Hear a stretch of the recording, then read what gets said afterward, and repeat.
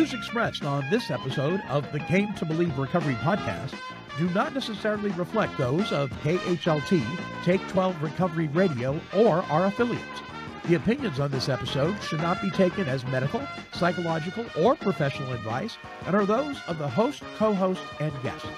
KHLT and Take 12 Recovery Radio are not affiliated with any particular 12-step fellowship.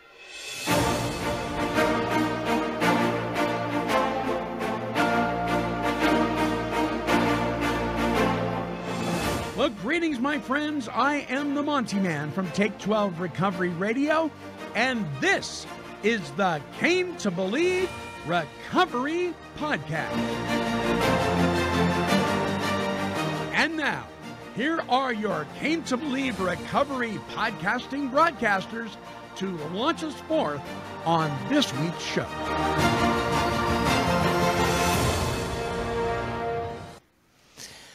Well, hello, everybody. Welcome to the Came to Believe Recovery podcast. I am Alicia, and I am joined today by Monty Man. It's just the two of us today. Just the two of us. Just the two of us. Oh my gosh, we are brains go. We're synced together. It's going to be a good show. Yes, it is. Tom is on an airplane coming back from San Diego back to New Jersey because they did another Salvation Army retreat. Yeah, which we heard was fabulous, but we could not go or chose not to go. But Monty was sick. Yeah, really sick. You might hear it in his voice. Still got some sniffles a little bit. Yes. We're back. And I had a car show to go to with my husband that was on the book, so I had to do that. So there'll be more Salvation Army retreats. Yes, there will be. Yes, there will be. That we can go to. Yes. So I think we got to do this. But first, it's time for the Came to Believe Recovery Icebreaker. Yeah. So I got some little fun to do here today for the icebreaker. There we go. Okay, so few people probably paid a whole lot of attention to the sound clip in the beginning when the disclaimer came on, right? Did you recognize that? I may be dating myself here once again. Did you recognize the music? I don't think I was really paying attention. So I'm going to give you an opportunity and the listeners an opportunity to hear it, a piece of it again. And what we're going to do, Alicia, is I'm going to give away a 3 CD set of the best of the Came to Believe Recovery podcast so far. Okay. So this is going to go to the third email. So don't worry about when you're listening to this. If you're listening to this a week after it airs, don't not email, because sometimes people say, well, there's no way I'm going to win that. There's so many people will chime in. Sometimes nobody does. So do it, but jump on it as soon as you can. So the third email, and this is the email address, TAKE, the number 12, radio@comcast.net. That's take 12 radio@comcast.net. Be the third email and simply say, I want my best of Came to Believe. And that's all you got to say, something like that. And make sure you send us your contact information so I can send the 3 CD set to you. So you can have that. So you can, drive in your car or whatever. If you would prefer a flash drive of those, just let me know. We can throw you a flash drive as well. So here is a piece of that sound clip, and you've got to guess it right, of course, as the third email. So here we go.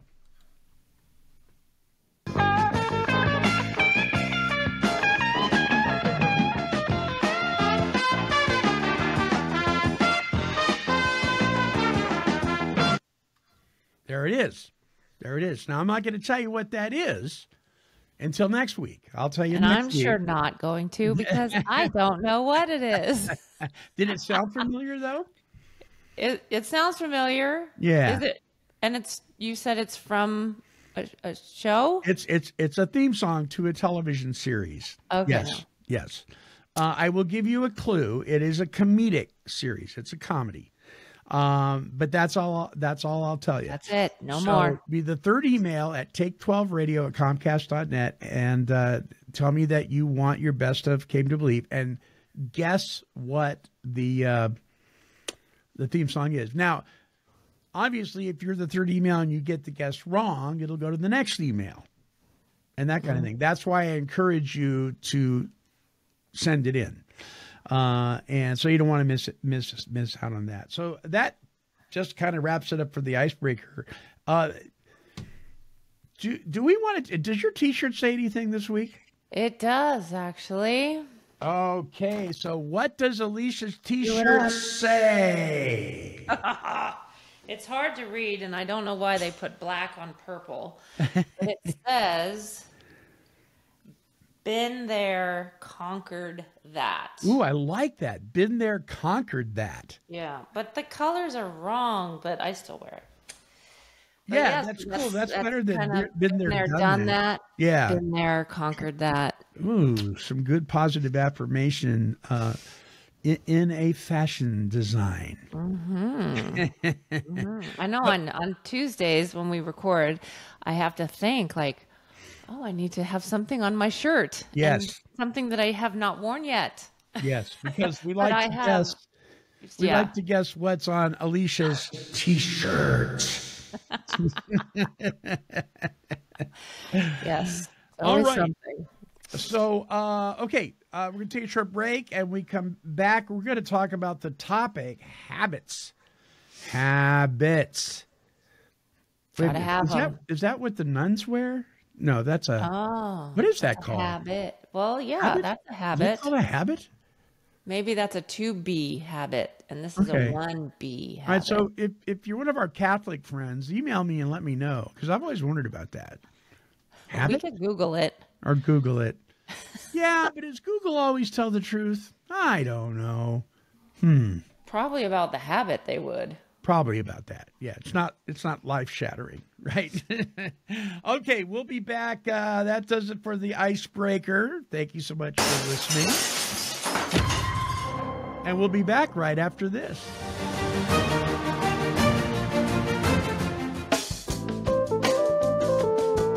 Hey there, my friends. Thank you so much for tuning in to this week's show, a production of the world's oldest recovery talk and recovery music radio station, Take 12 Recovery Radio.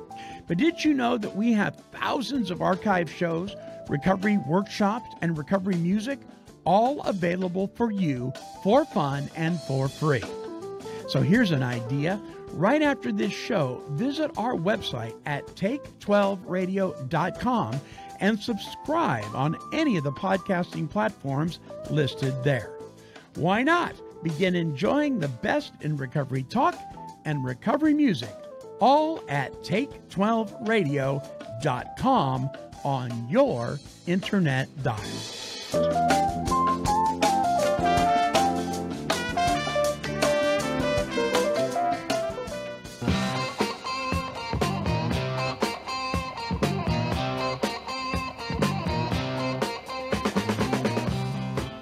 This is Roger McDermott, and you're listening to the recovery talk and positive music of Take 12 Recovery Radio.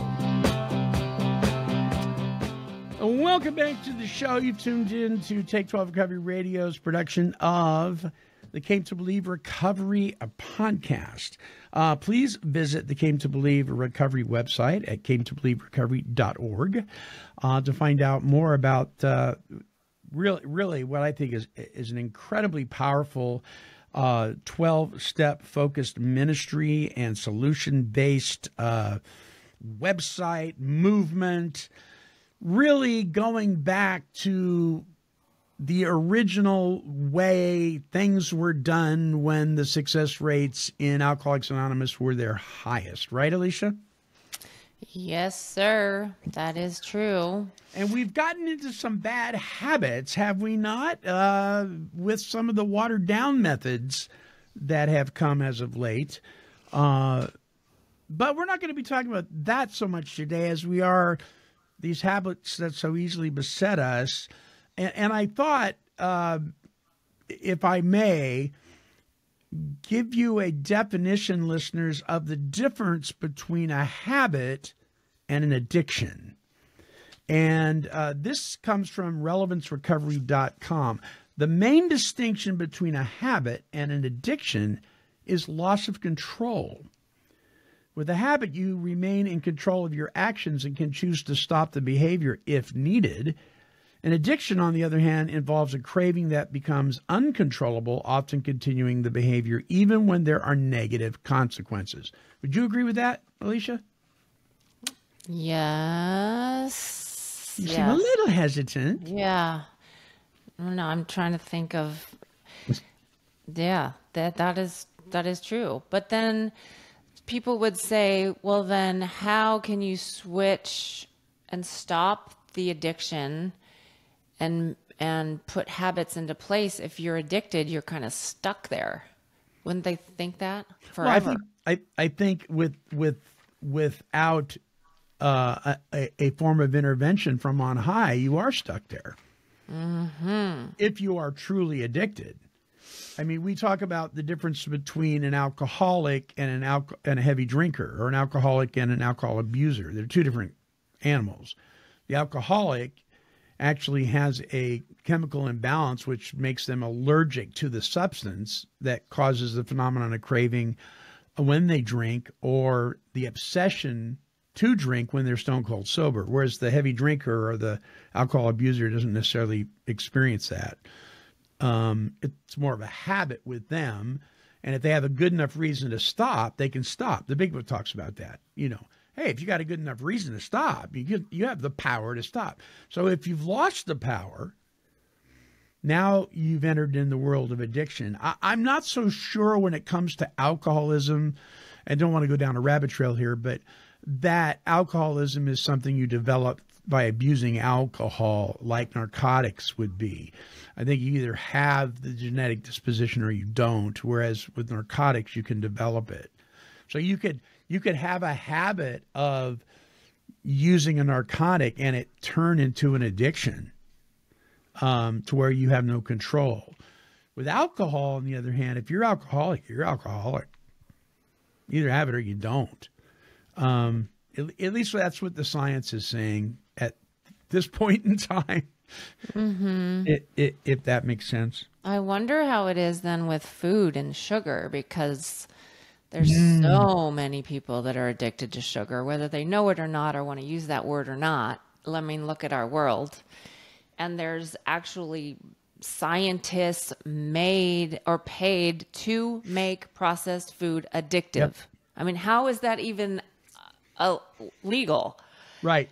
So whether you are born genetically addicted or not, they are going to make you addicted. They're going to. And I think it's the same thing like with the narcotics thing. I think you may not be born with a genetic disposition to being addicted to sugar, but you certainly can develop an addiction to sugar to where you've lost control, right? Right. And they're not helping matters, but they've been doing it for years. Look at the tobacco industry. Mm-hmm. Hundreds of carcinogens within your average cigarette, right? Besides just the tar and the nicotine, all designed to make you chemically dependent upon the substance. So you will continue to purchase it. Exactly. And then isn't it, what's the word?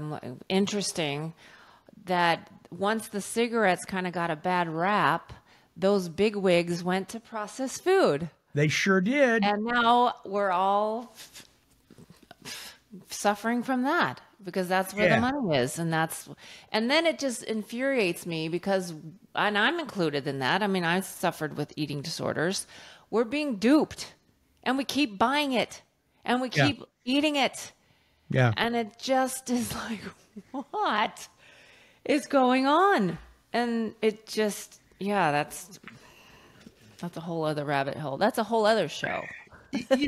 Even when it comes to organic, you got to be careful. I mean, if you're one of these folks that is strictly consuming organic foods, you really better do your homework. Yeah, I heard that that's a whole other thing it's not.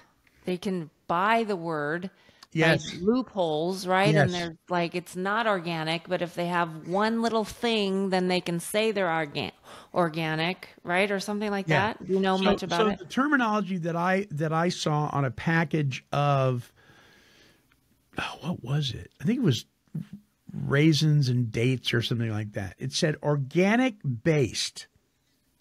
Oh. And I thought, oh, That's how they get it in it's there. got a baseline of organic to it, right? Maybe the soil that it was that the plants were grown in were organic, but they left out the pesticides that it was sprayed with, but it was organically based. It started out that way. Yeah, wording is everything. And so I was talking to years ago, there was a little vegetable stand down the street that was run by a group of Mennonite folks. And they were saying, look, you just can't go to the store and buy organic. You've got to know what kind of soil it was in. You got to know what kind of fertilizer they used. It's a whole thing from the time that it's planted to the time that it hits the shelf. Does it remain organic from step one or from A to Z? If it doesn't, it's not organic. That's a lot of work. And I think what you're saying is we've been duped, and we keep, even though we're so duped that we know we're duped and we keep doing it, is because we're addicted to convenience. Mm-hmm. Right? What's one melon that's been sprayed with pesticides? Probably won't kill me.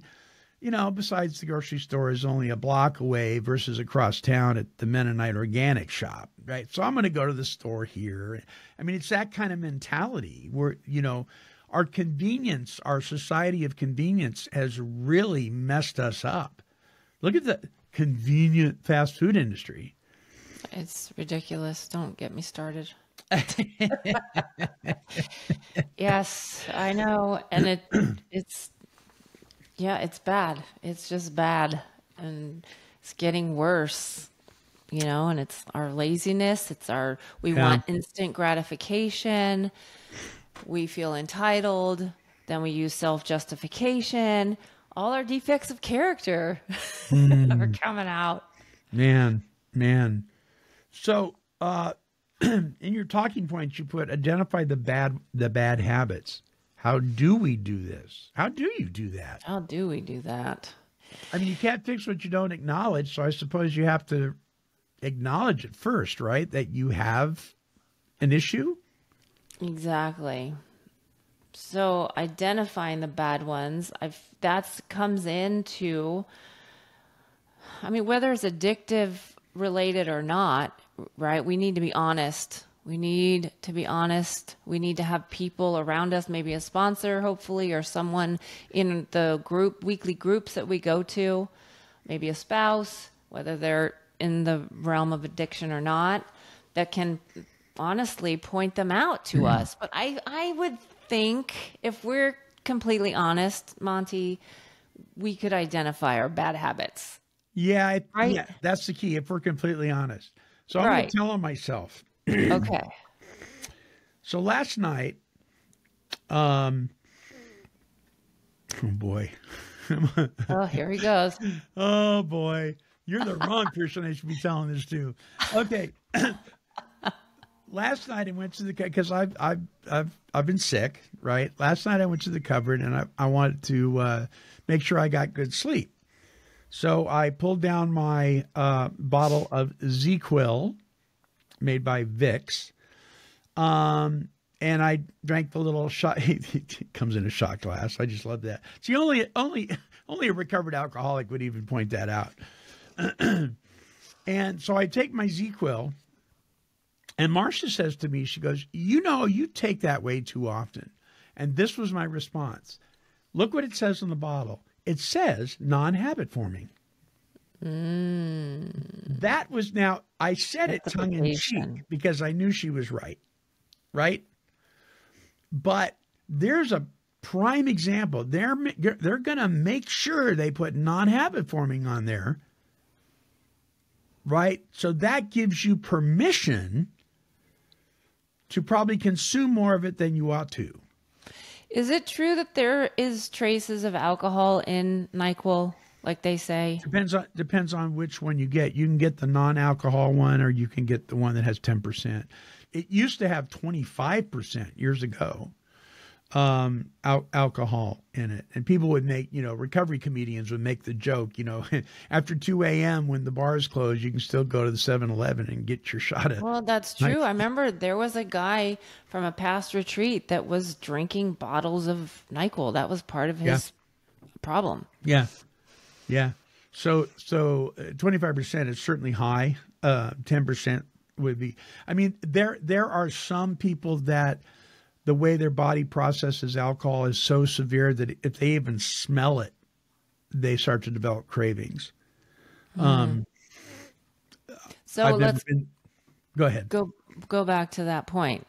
So that is like someone in our lives showing us maybe a bad habit, right? Yeah. But so then what do you do with that information? Do you say, well, have I been doing it too much? Or what are you going to do with that information? I think that's if you truly are somebody that's practicing the principles found in the steps, that would demand that you look at that. That would require me going, which I did think about it, quite a bit after she said that. It's like, okay, the substance itself of the ZzzQuil may not be habit forming, but what about the behavior of reaching for it every night at 9:30 or whatever? Could that be habit forming? Yes, I think so. And so for those of us who have dealt with addiction issues, I think that is cause for concern. Not that the NyQuil might do anything, but just the fact that you're getting in that mindset of becoming dependent. Okay, it's time to take the ZzzQuil, right? It's a habit. You're building a new habit. It's a habit. And so I think the thing, we have no more in the cupboard. So I think the thing that would be highly suggested of myself is to, well, don't even buy it. And unless something comes up and you've got insomnia and your doctor say, because Marcia asked me, she goes, I wonder what your doctor would say about that. And I went, well, I'd probably have to ask her. Well, are you going to? And I said, yeah, okay, I will. And I will. See, that's good. I was going to ask you more about that, but you kind of just answered me. Yeah, and I am going to your wife. Like, you didn't get angry and defensive, right? Because that shows, okay, there is an issue. Absolutely, absolutely. But I think that's huge because she went out of her way to say something, out of love, I'm sure. Yep. And so we need to be open to.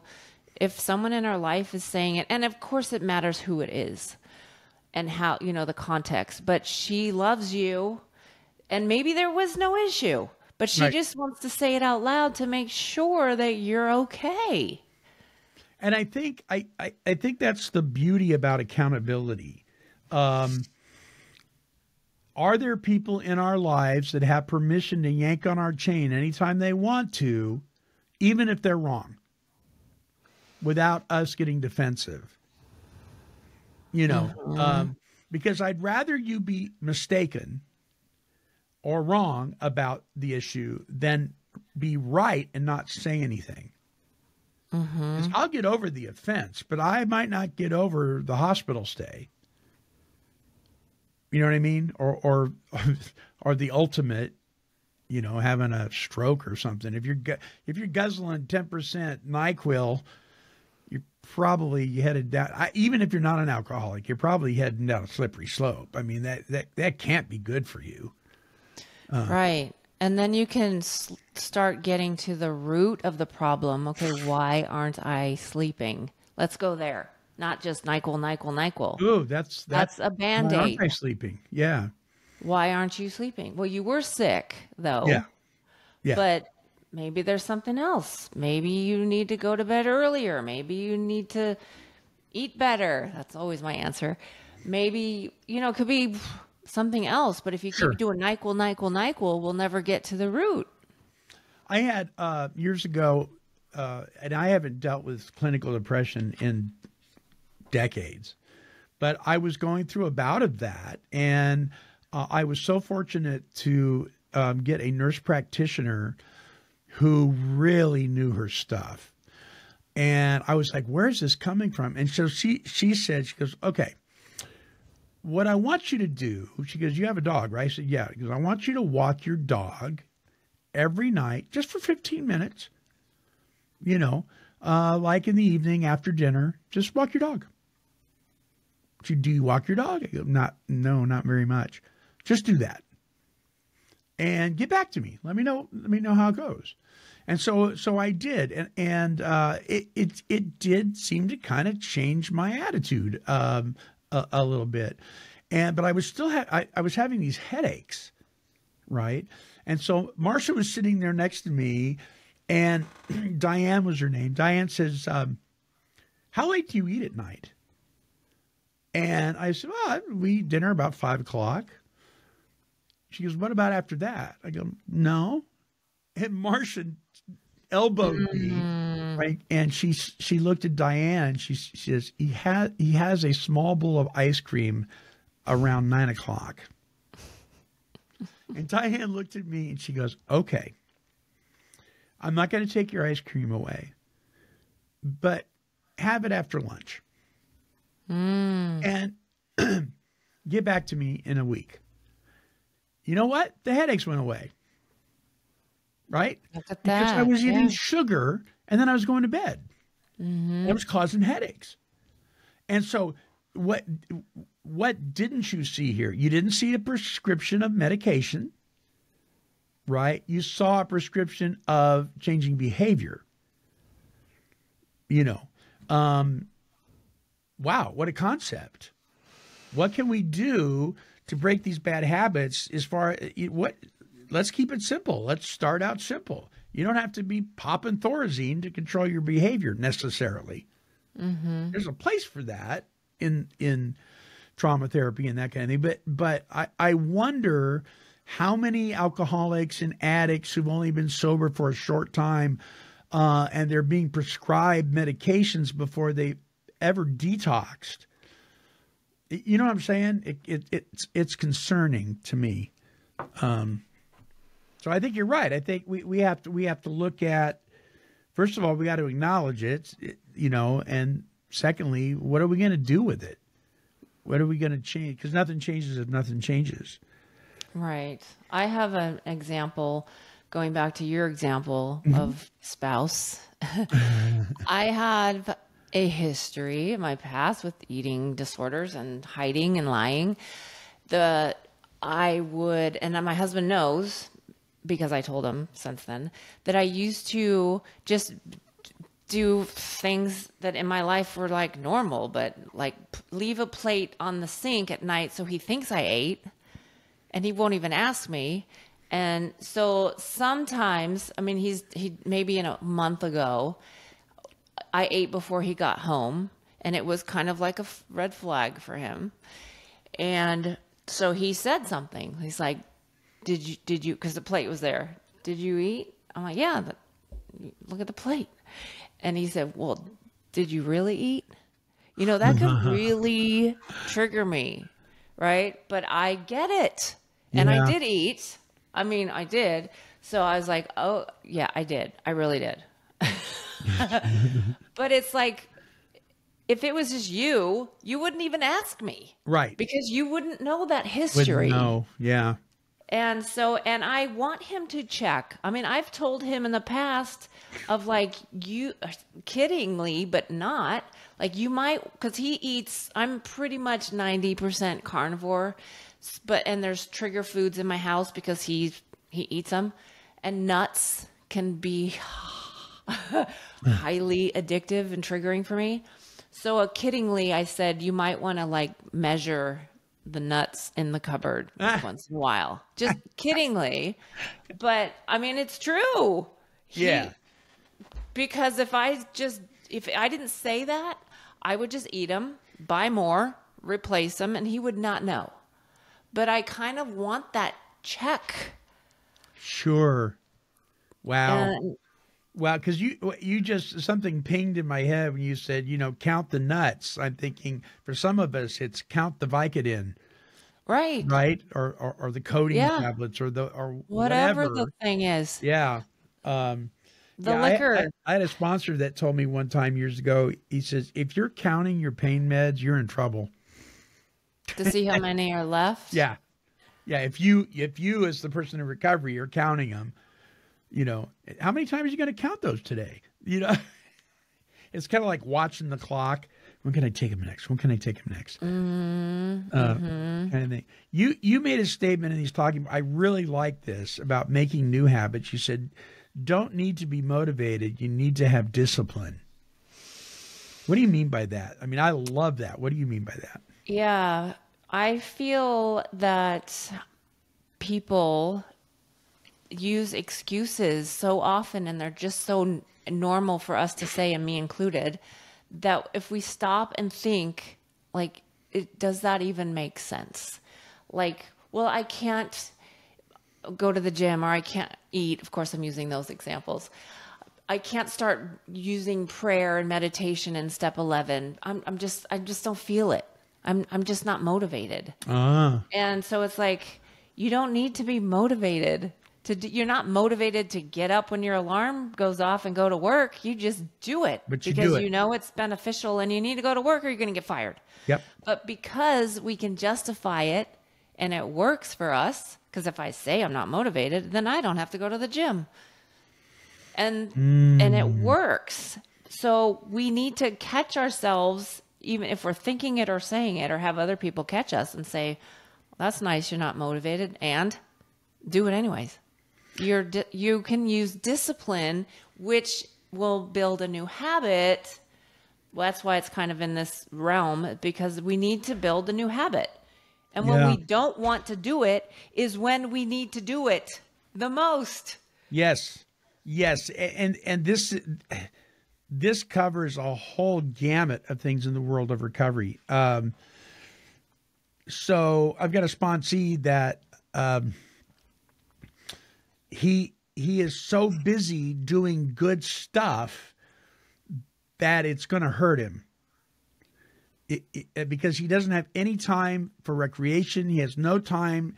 Just, he has, most of the people I work with have too much me time. This guy doesn't have any. And I told him, I said, listen, every therapist worth their weight that is counseling you, if you're dealing with life issues, is going to ask, what do you do for you? What do you do recreationally? I noticed in your budget. Fun, right? What do you do for fun? I know in your budget, you have nothing for recreation. And it's so vitally important. But so this is what he says to me. When do I have time? I said, well, let me tell you something. God has a way of getting your attention, and he will make time for you. I remember when I was just like, I was in workaholic mode, just go. I wasn't saying no to anything, and I had to have my hips replaced. And I caught MRSA, and I was on IV medications for like 8 months. And God got my attention. And I'm not saying he caused the MRSA or nothing like that, but I'm telling you, he took the opportunity for a lot of me and God time, because I couldn't go anywhere. I was on oxygen, walking around the house with the tube, and it was like the Lord was saying, okay, now do I have your attention? You and I need to talk. And so we make these excuses. I don't have time. I've got kids. I've got this. I've got that. It's really something that you hear a lot of people in ministry talk about. Where do I have time for just my devotional life? Well, unless it becomes, and here's the good habit thing, unless it becomes a priority, you won't make time for it. I mean, you'll never find the time, right? You'll have to make the time. You have to make the time. Exactly. You need to make the time. And we're in control of our schedule. I know there's some people, I mean, that may be in extreme poverty and they really need to work 3 jobs. Yeah. I get that. But most of us are not in that boat. We are in control of our schedule. And there's always something we can shift. We don't have to say yes all the time. A lot of us are on Instagram and watching 5 hours of TV at night. Maybe get rid of that. Or there's always time for what's important. And we would be troopers to say, God is important. We need to put him in there somewhere. Yeah. If he's the ruler of our life and we're giving our lives and our everything to him, then we can't give him 10 minutes. Right. At least. Right. Start there, and then you can build upon it. And I'm in that boat. I mean, I'm in that boat too of, well. God, I'm doing your work. I'm doing your work, Lord. Exactly. I justify it. Like, well, I read the Bible with my husband, and I'm doing Came to Believe, but where's my one-on-one time? Just me and him. Yeah. I had a friend tell me one time, he says, have you ever stopped to think that your Heavenly Father misses you? Ouch. Mm-hmm. Do you? See, my head would go, nah, he's got a lot of other people. He doesn't need me. Yeah. He doesn't miss me. So I want to speak to people that are in residential treatment programs, recovery programs, Victory Outreach, Teen Challenge, Salvation Army, even the secular programs up here at Serenity Lane and DePaul Treatment Center, things like that.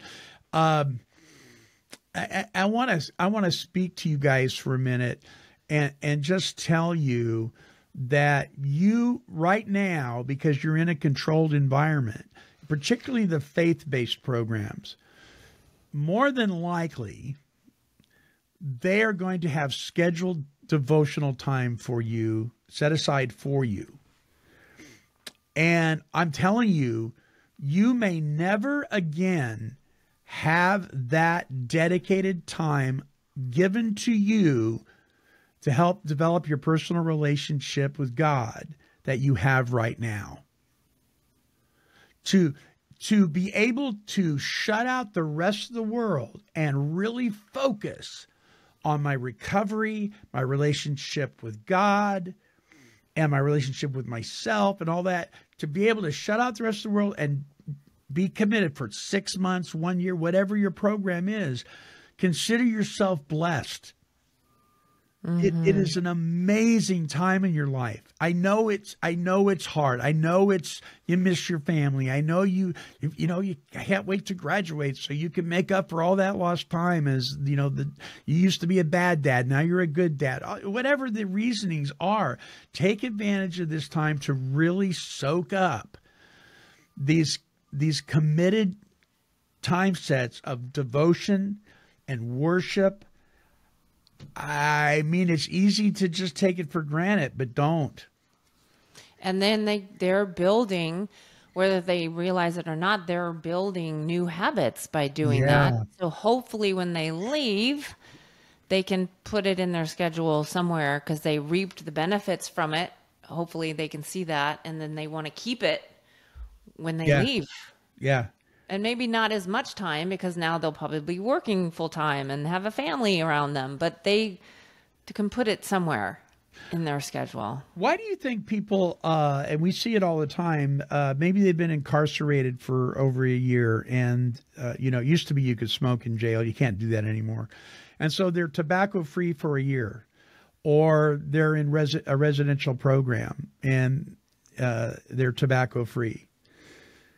And all that time's gone by, so the physical cravings are gone.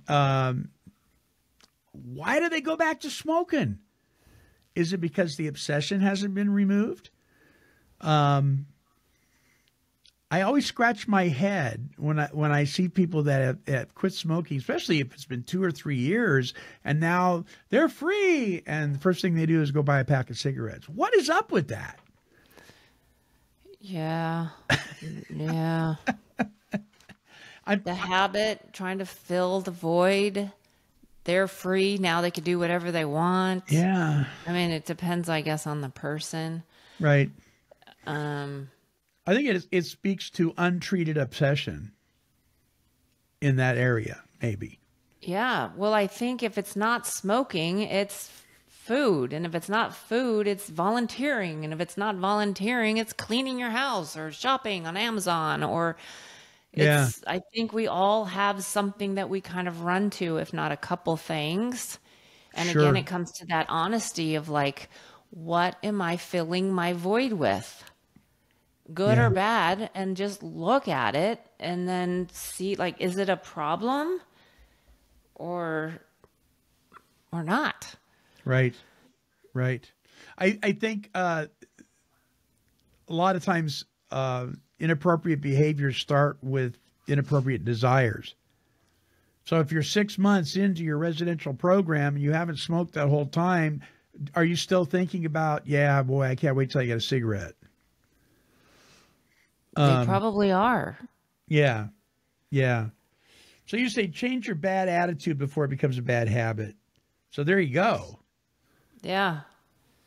You know, That attitude, or it could be just your thoughts. We need to look at our thoughts of if their thoughts are, let's just stay on that analogy.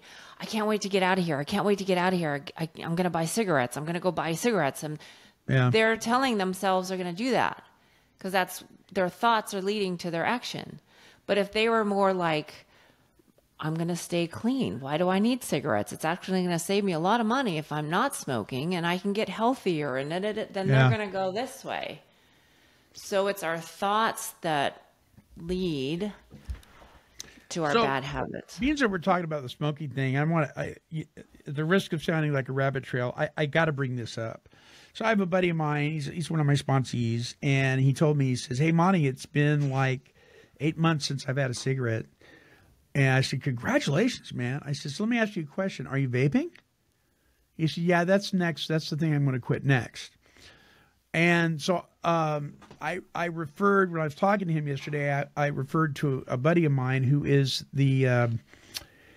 I don't know if he still is, but he was the head of the department for the tobacco initiative for Boston Medical Center. And I had him on the show several times a few years back, and we talked about the difference between nicotine use and vaping, or tar nicotine and all the carcinogens in cigarettes and vaping.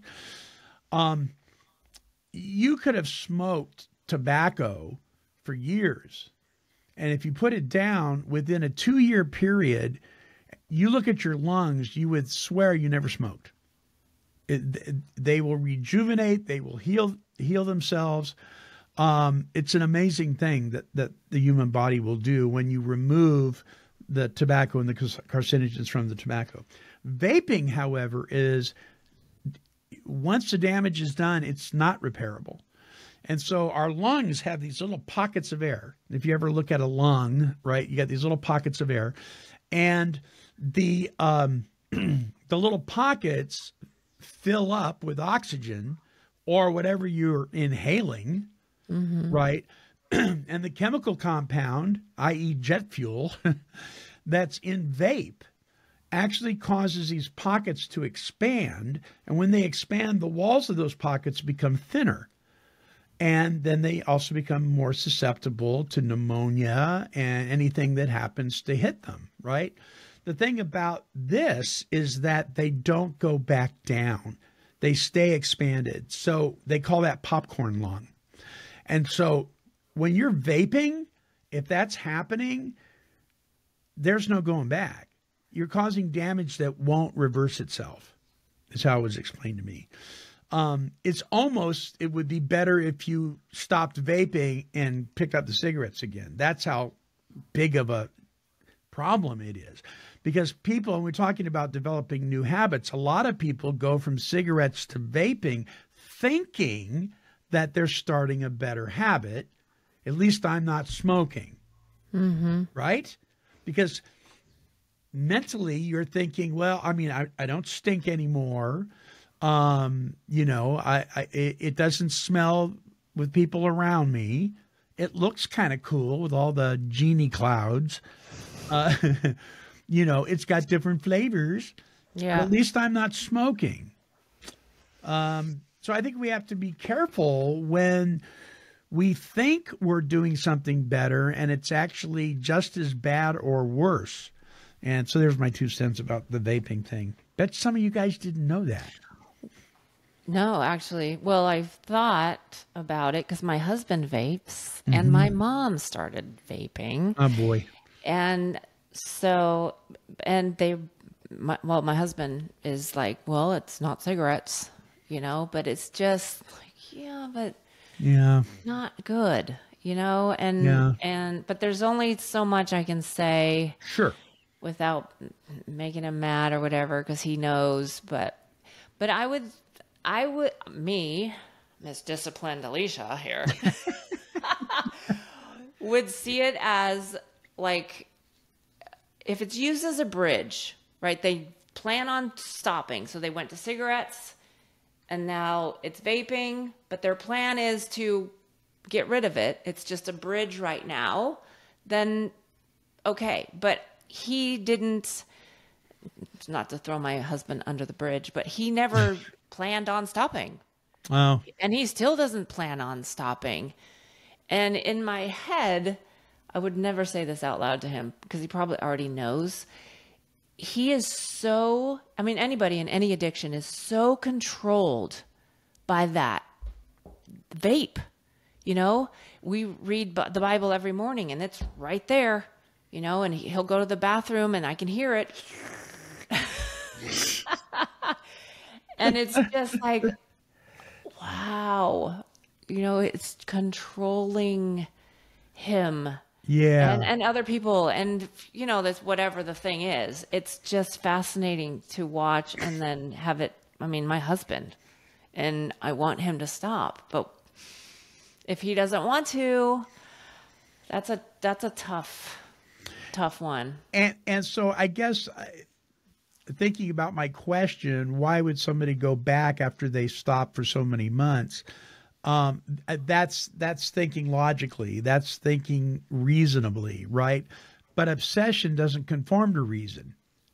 And so if you still have the obsession, even after 6 months, it's not going to conform to reason. You could put all the facts from the Boston Medical Center out in front of your husband or He's not whoever, making- right? Yeah. And if they're living with an obsession, they're gonna go, yeah, I agree.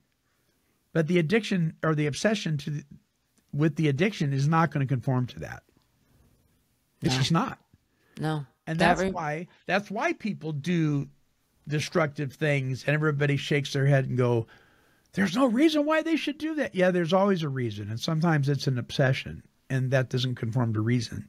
Right. Obsession and addiction, right? Because in the past, I was taking phentermine and all the diet drugs and all the stuff. And I knew I could die. I knew it could stop my heart. Wow. So what? I don't care.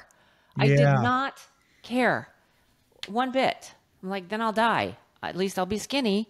That's what I was living by. I swear. Wow. God.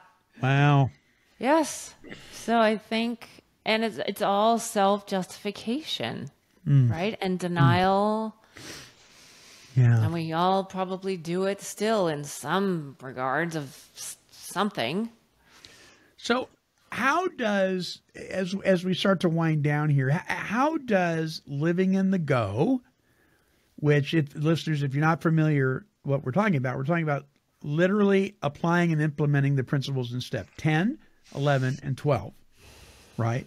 How does living in the go and living in steps 10, 11, and 12 on a daily basis, how does that help in this arena of developing new habits? Staying in 10, 11, and 12. With 10, it's continuing to look at myself, right? And I have a sponsor I call every week, and it keeps me in check. And if I'm just completely honest, like, how am I doing? How am I doing with my thoughts and my food? And how am I dealing with with stress and stuff, if it's getting a little sketchy, am I calling my sponsor? Am I doing one-on-one time? Am I praying? How is my prayer life going? Am I in service? And then, yeah, but just with the honesty, because even in doing that, because I would say, yes, I do 10, 11, and 12, you know, Right. I'm disciplined. But I could still have little things going on that I'm just not going to pray about, or I'm not going to tell my sponsor about. So that's the parts that we really need to be honest with, Yeah. on whatever it is. But I think that's what it is like stay in 10, 11, and 12 with complete honesty and integrity, and have people call you out on, but as an addict, I'm sure you can agree, I could look fine. I know all the words. Yeah. I'm good. Yeah. And sometimes I'm not. Yeah. I'm really not. Yeah. There was a Christian contemporary song years ago, and I don't remember who sang it or the name of it, but one of the verses in it said something like, "They don't know where I go when I fall down. Inside this warrior, there's a child." Mm-hmm. And man, I would hear that and I would think, wow, yeah, most people don't know how, what a scared little boy I really am in some areas of my life. We protect that, right? Mm-hmm. And I think if we protect that and don't become vulnerable with each other, then it makes it so much more difficult to break through bad habits and even addictions, until we find somebody, that we can be that transparent with. And some people would say, well, Jesus is enough. Just me and Jesus. Well, you know what? You may want to talk to Jesus about that. Because I don't think that's Jesus' thought process. I think he was all about accountability. I think he was all about us being in fellowship and being transparent with each other. Jesus is all I need. Well, there's a lot of stuff under that word all. You know what I mean? Mm-hmm. Well, that's like with step 5, right? Why do I have to say it out loud to someone else? I'll just tell Jesus. Right. It might not be enough. Right. It might not be, because we can fudge, and Jesus does know all, but that doesn't mean that I'm going to fix any of it because no one else knows. Yeah. Yeah. True. So in recovery, we talk about, it's all about changing the way you think. And my closing thoughts at the end are going to reflect some of that. So before we do our closing song, any closing thoughts from you, Alicia?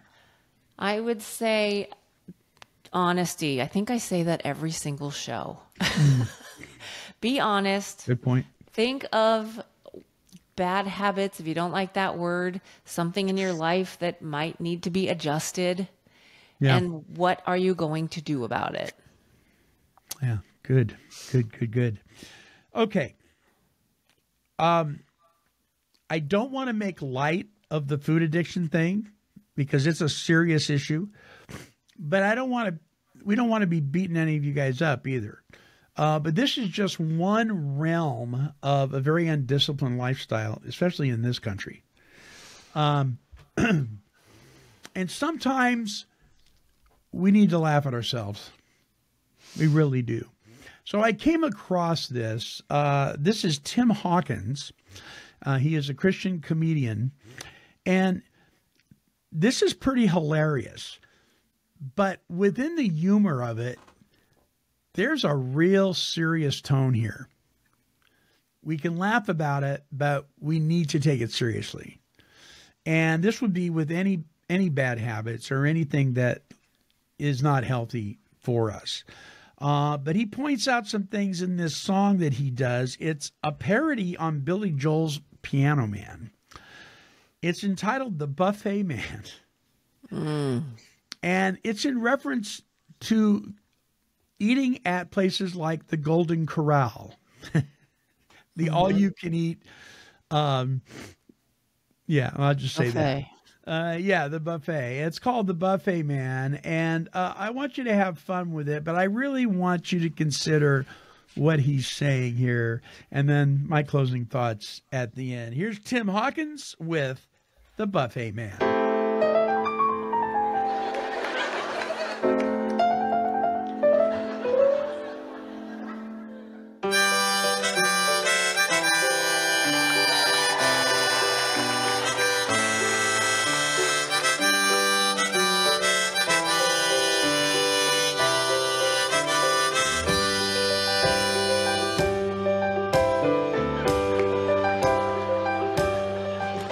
It's 4 o'clock on a Saturday. A regular crowd waddles in, and there's an old man, he's at the register, an early bird with a quadruple chin.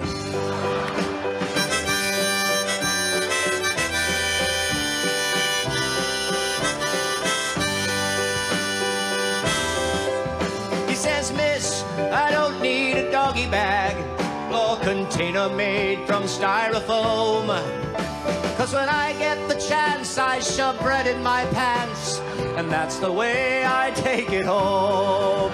Oh, la la la da da da, la la da da da da. Bring us a tray of the Buffet Man. Oh, bring us a tray tonight. 'Cause you're salty and you're sweet, and it's all you can eat. We're bloated, but we're feeling alright.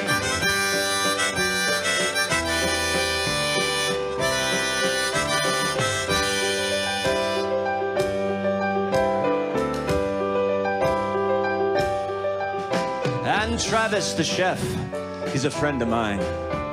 He brings me a cinnamon roll.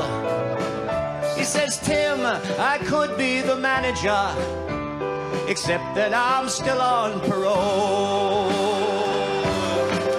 And Paul is a regular customer, with Pete, his identical twin. And when they walk side by side, they're at least 10 feet wide. Nobody knows how they got in.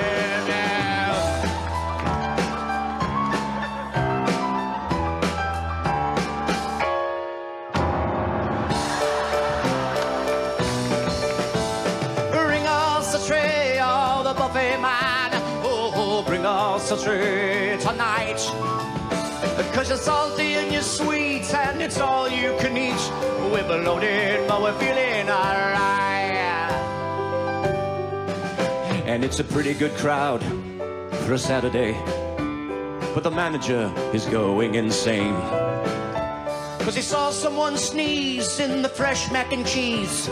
Now he's calling it quiche Lorraine. A pizza, and the music is blaring Adele. Yes, I came in for brunch, and it turned into lunch. How about dinner? Oh, what the? Everybody sing out, la da da da da da. Sing it out, la da da da da da. Bring us a tray of the Buffet Man. Sing it high. Bring us a tray of the Buffet Man. Bring us a tray tonight, salty and sweet, 'cause you're salty and sweet, and it's all you can eat. We're bloated, but we're feeling alright.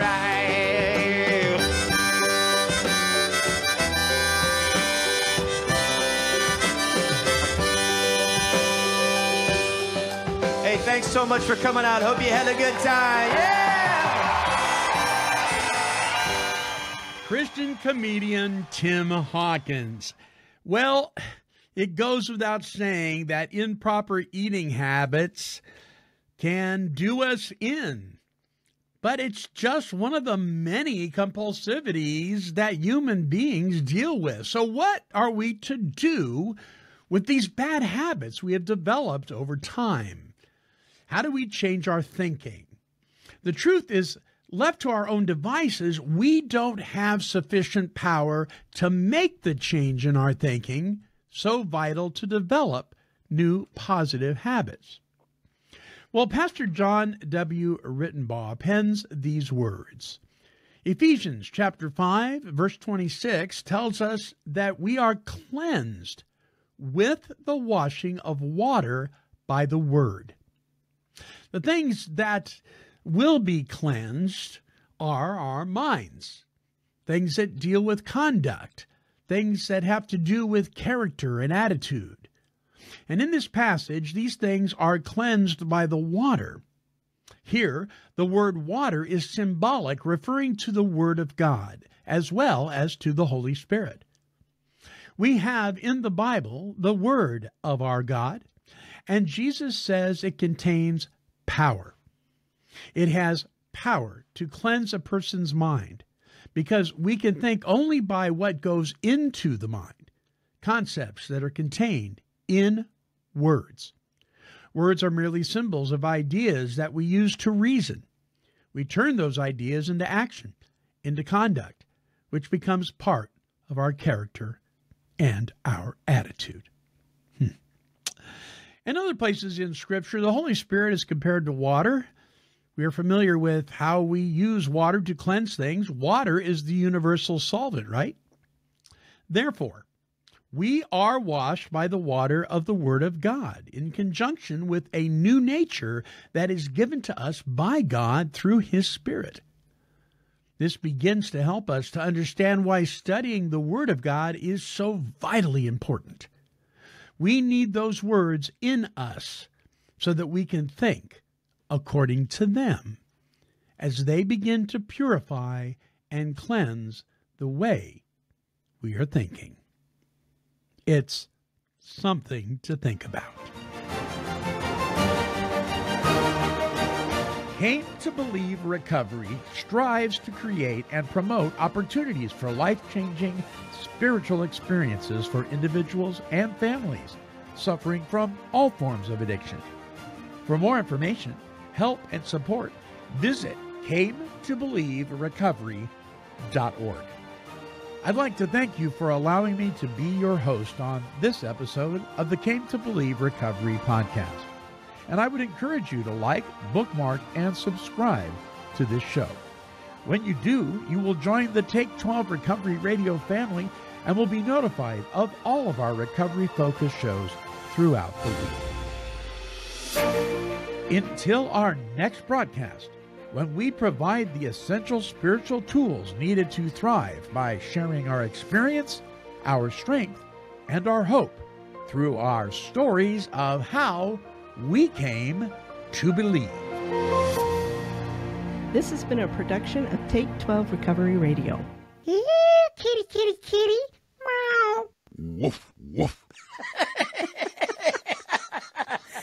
This has been a Chicken and a Pig production.